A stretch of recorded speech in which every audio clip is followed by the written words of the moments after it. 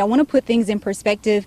This is a sink. It's sitting outside next to the crushed bathroom. I'm walking along what used to be the wall of Mr. McAllister's barn. In the last couple of minutes, I confirmed with Houston County EMA Director that there has been another tree that has fallen into a home. The defense attorneys brought several witnesses up to testify. Those witnesses included Ozark Police Chief Marlos Walker, Coley McCraney's son and his wife. But one of the more shocking witnesses was Hilton Beasley. Now that's victim J.B. Beasley's father. I spoke with investigators about 15 minutes ago and they confirmed the victim's name is Vantavius McNeely. How the comments that you made in 2016 might have come back to haunt you. Why do you feel like the race was so close?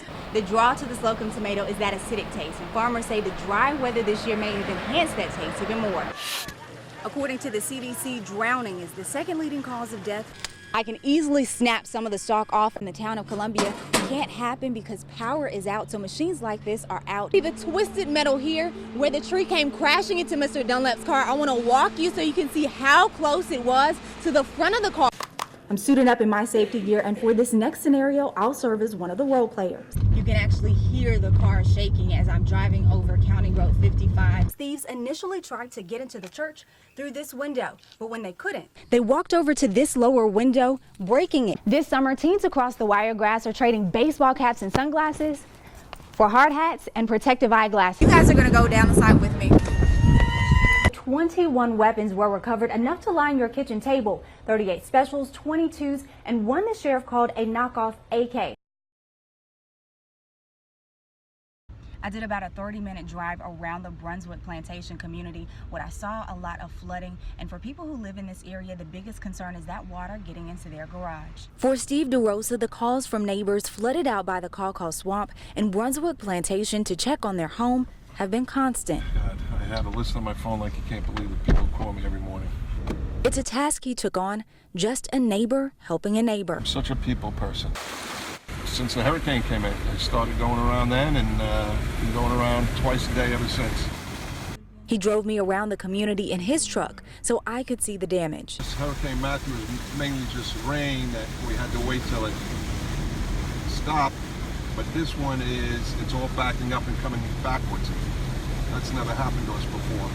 We saw some dry spots, but also navigated through brown water that reached nearly halfway up the door. There's several pumping stations that pump the sewage out, and they're all in default. At one point, turning around because the water was just too deep, a drive many of his neighbors can't make. So they got at least over a foot of water. Roughly 600 homes in the back of the Brunswick Plantation community had water at least to their garage. I'll show you my house, including his. It's sad, but at the same point, like I say, most people only got water in the garage. So if that's the worst that happened to you, you know, you can live with that. Now the hope is that this water will dry up in this community by next week. In Brunswick County, Randi Hildreth. The sound of gunfire rips through GWC housing complex Monday. Police say the targets, responding officers.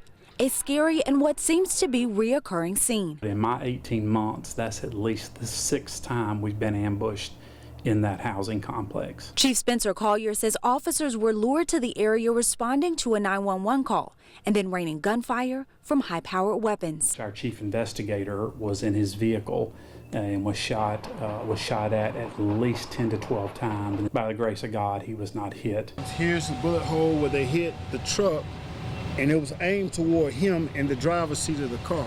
Lieutenant Torrey Neely was driving the patrol truck that night.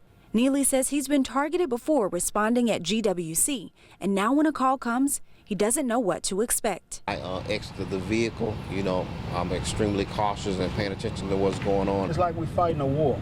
And this is what happens every time a police respond to a call. Jump out of a car and fire at cops 2 blocks away. It makes you as an absolute coward. But the department says change is coming. They're going to see more police officers in GWC than they've ever seen in their life. On Friday mornings, the sound of music rings through the training room. Health fitness instructor Samika Parks calls out the exercises for today's Rock Steady boxing course. An hour and a half of fun. I call it fun. My participants would call it another word. After the warm-up, the real work begins. There you go. Thank you. You put boxing gloves on somebody and this fight comes out of nowhere. We're going to start with the speed bag. Today's personal fight for class participants stop their progression of Parkinson's disease. Kathleen Martin was diagnosed with the disease several years ago. It's a lot of hard work, and it really gets you going. But with Parkinson's, that's the secret. You've got to keep moving. Studies show that people diagnosed with Parkinson's slow the progression of the disease if they're more active.